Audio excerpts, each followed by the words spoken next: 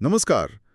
आज हम बात करने वाले हैं शिवानी जी की एक बहुत ही खास कहानी पर, स्वयंवर। जी, स्वयंवर बहुत ही दिलचस्प कहानी है ये। हाँ, और हम इसके अलग अलग पहलुओं को समझने की कोशिश करेंगे। खास तौर पर जो सारिका का स्वयंवर आत्मनिर्णय की कहानी वाले लेख में बताया गया है। मतलब हमारा मकसद है कि कहानी के मर्म तक पहुंचे, सारिका के सफर को समझें। बिल्कुल। ये कहानी हमें ले चलती है कुमाऊं। खूबसूरत वादियां हैं वहां की। हाँ, बिल्कुल शांत। वो पहाड़, नदियाँ वो सादगी। और वो सादगी, जहाँ प्रकृति और इंसान, मतलब जज्बात, वो एक तरह से घुल मिल जाते हैं। जी, और कहानी का जो केंद्रीय विषय है वो है प्रेम, सामाजिक दबाव और सबसे बढ़कर एक औरत का अपने लिए फैसला लेना, उसकी अंदरूनी ताकत। हाँ, आत्मनिर्णय की बात। तो चलिए इस विश्लेषण में उतरते हैं, देखते हैं सारिका के फैसले क्या थे, क्यों थे और शिवानी जी ने इसे कैसे बुना है। बिल्कुल। और ये शीर्षक भी तो देखिए, स्वयंवर। कितना वजन है इसमें। लेख भी यही कहता है कि कैसे ये पुरानी परंपरा एक आधुनिक औरत की हिम्मत का प्रतीक बन जाती है। सही कहा। ये सिर्फ वर चुनने की रस्म नहीं रह जाती यहाँ, ये जिंदगी चुनने का, अपना रास्ता बनाने का प्रतीक है। कहानी शुरू होती है कुमाऊं के एक छोटे से गांव से। सादी सी, मेहनत वाली जिंदगी। जी, प्रकृति के बहुत करीब। यहाँ मिलती है हमें सारिका। नाम का मतलब ही है वो आजाद पंछी जैसा। जी। पिता स्कूल शिक्षक, माँ गृहिणी। एक साधारण मध्यम वर्गीय पृष्ठभूमि। लेकिन सारिका वो साधारण नहीं है। नहीं, बिल्कुल नहीं। वो तेज है, सपने देखती है। हाँ, गांव के लिए, औरतों बच्चों के लिए कुछ करना चाहती है। और सबसे बड़ी बात, बेबाक है, अपना रास्ता खुद बनाना चाहती है। अपने फैसले खुद लेने वाली। फिर है विकास, गांव का ही लड़का पर शहर से जुड़ा हुआ, पढ़ाई या नौकरी के लिए। हाँ, शहर में पढ़ता है या शायद नौकरी करता है। जी, और वो संवेदनशील है, समझदार। और लेख इशारा करता है कि विकास को सारिका की, उसकी बेबाकी, उसकी हिम्मत। हाँ, बेबाकी, उसकी हिम्मत और उसके सपने, जी। ये सब खींचते हैं। जी। उनके बीच धीरे धीरे प्यार पनपता है। मुलाकातें भी बहुत सादी सी। मंदिर, नदी किनारा, खेत। हाँ, और उनका रिश्ता जैसे कुमाऊं की नदियां हों, ऊपर से शांत पर अंदर से गहरा, मजबूत। बहुत अच्छा कहा। अच्छा, तो क्या बात इस रिश्ते को खास बनाती है, जैसा लेख बताता है? देखिए, लेख इस बात पर जोर देता है कि उनका जो शुरुआती प्यार था वो दिखावे से बिल्कुल परे था। ये आपसी समझ और एक दूसरे के सपनों के सम्मान पर दिखा था।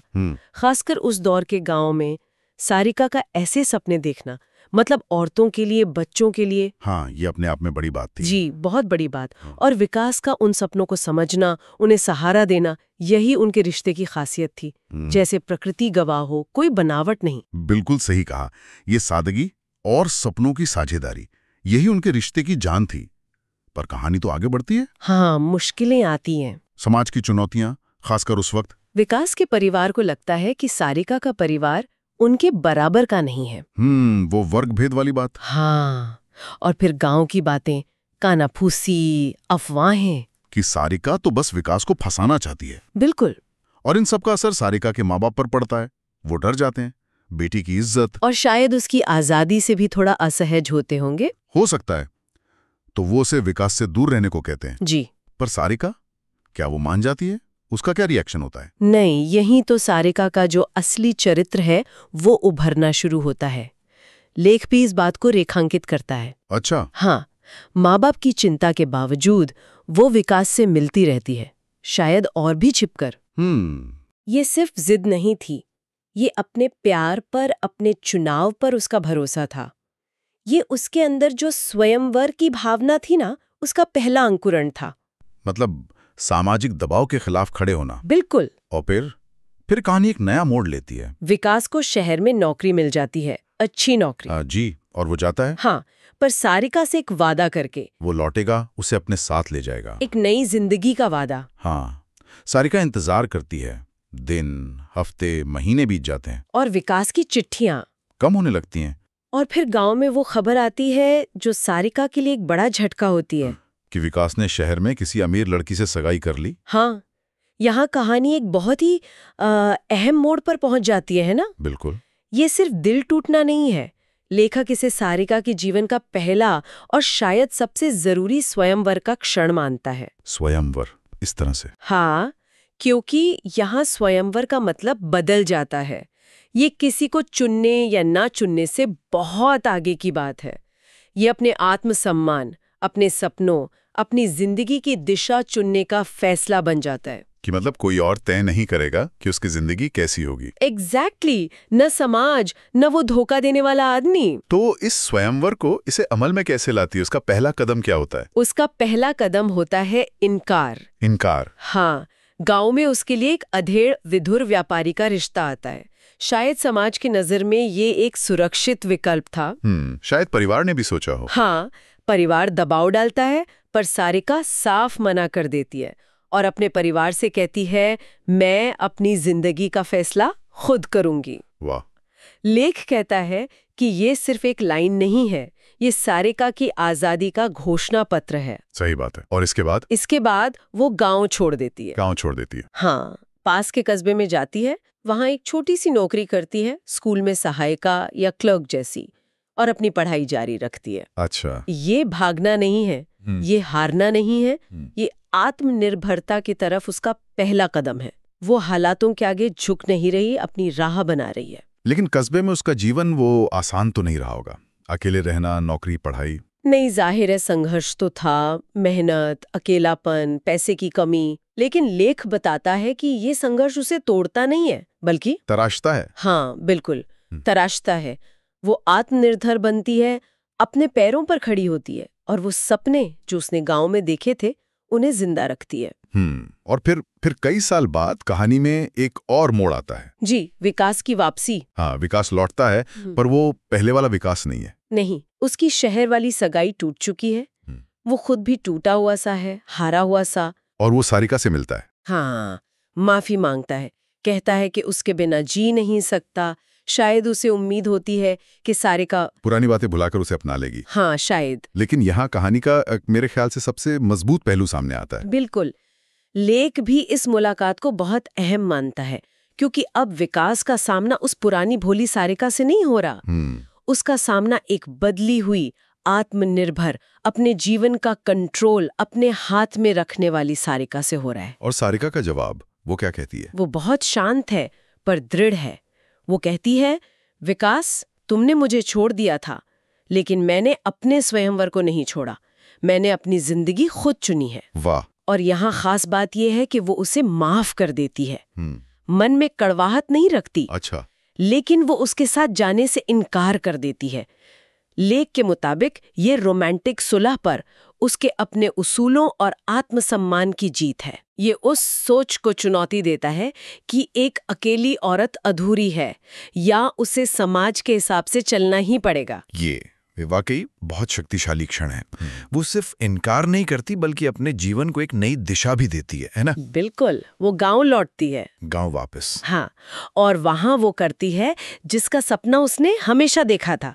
एक छोटा सा स्कूल खोलती है, बच्चों को पढ़ाती है। अच्छा। पर बात यही खत्म नहीं होती। वो गांव की औरतों को भी जोड़ती है, उन्हें सिलाई, कढ़ाई जैसे हुनर सिखाती है, ताकि वो भी आत्मनिर्भर बन सके। मतलब वो अपने स्वयंवर को सिर्फ अपनी जिंदगी तक नहीं रखती। नहीं, वो दूसरों को भी प्रेरित करती है अपनी राह चुनने के लिए। इसी समय अजय का पात्र आता है कहानी में। जी हाँ, अजय, एक साधारण सा मेहनती, संवेदनशील आदमी, जो सारिका की हिम्मत का, उसके काम का प्रशंसक है। और वो शादी का प्रस्ताव भी रखता है। हाँ, रखता है। पर यहाँ देखना दिलचस्प है कि सारिका क्या चुनती है। वो क्या चुनती है? वो फिर से एक अलग रास्ता चुनती है। वो शादी की बजाय दोस्ती और सहयोग को चुनती है। अच्छा। हाँ, वो अपनी आजादी, अपने काम को प्राथमिकता देती है। और अजय भी इस रिश्ते का सम्मान करता है। वो पति नहीं, बल्कि एक सच्चा साथी, एक सहयोगी बनकर उसके काम में हाथ बटाता है। ये दिखाता है कि रिश्ते सिर्फ पारंपरिक ढांचों में ही नहीं पनपते। सही कहा। ये सारिका के चरित्र की दृढ़ता को और पुख्ता करता है।